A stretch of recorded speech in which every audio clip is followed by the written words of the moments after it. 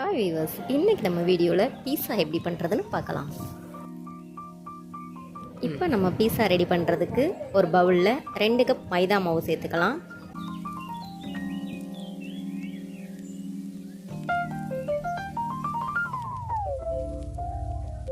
கால் spoon baking soda சேர்த்துக்கலாம்.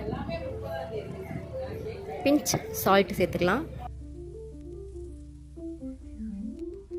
1/2 spoon sugar சேர்த்துக்கலாம். இப்போ 4 ஸ்பூன் தயிர் சேர்த்துக்கலாம். நம்ம பிசையும் போது மாவு கொஞ்சம் ஹார்டாக இருக்க மாதிரி உங்களுக்கு ஃபீல் ஆச்சுன்னா எக்ஸ்ட்ரா 2 ஸ்பூன் சேர்த்து நல்லா பிசைஞ்சுக்குங்க.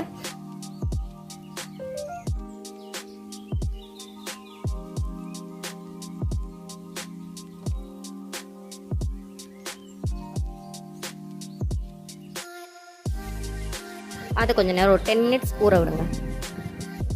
இப்போ பீஸா மாவு ஊறுறதுக்குள்ளேயும் நம்ம வெங்காயம், குடமிளகாய் இதெல்லாம் நல்லா சாப் பண்ணி வச்சுக்கலாம்.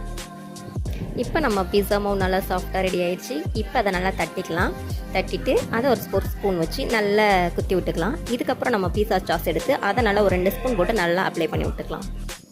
இப்போ நான் 2 டைப் ஆஃப் சீஸ் யூஸ் பண்ணியிருக்கேன். உங்களுக்கு வேணால் நீங்கள் ஒன்று கூட யூஸ் பண்ணிக்கலாம். இப்போ குடமிளகா, வெங்காயம், பன்னீர் எல்லாத்தையுமே அழகாக அரேஞ்ச் பண்ணிக்கலாம். இப்போ நம்ம அழகாக அரேஞ்ச் பண்ணியாச்சு. இப்போ ஒரு பிளேட்டில் ஆயில் தடவி அதை மாவு போட்டு தட்டி ரெடி பண்ணி வச்சுருக்கேன். அந்த பிளேட்டுக்கு இந்த மாவை மாற்றிடலாம். இப்போ நம்ம இட்லி சட்டியை 5 மினிட்ஸ் ஃப்ரீ ஹீட் பண்ணி வச்சுருக்கோம். அதில் நம்ம ரெடி பண்ணி வச்ச பீஸாவை மாற்றிடலாம். இப்போ ஒரு 25 மினிட்ஸ் ஃபுல் சிம்மில் வச்சு பீஸாவை ரெடி பண்ணிடலாம். இப்போ 25 மினிட்ஸ் ஆயிடுச்சு. நம்ம பீஸாவை பார்க்கலாம்.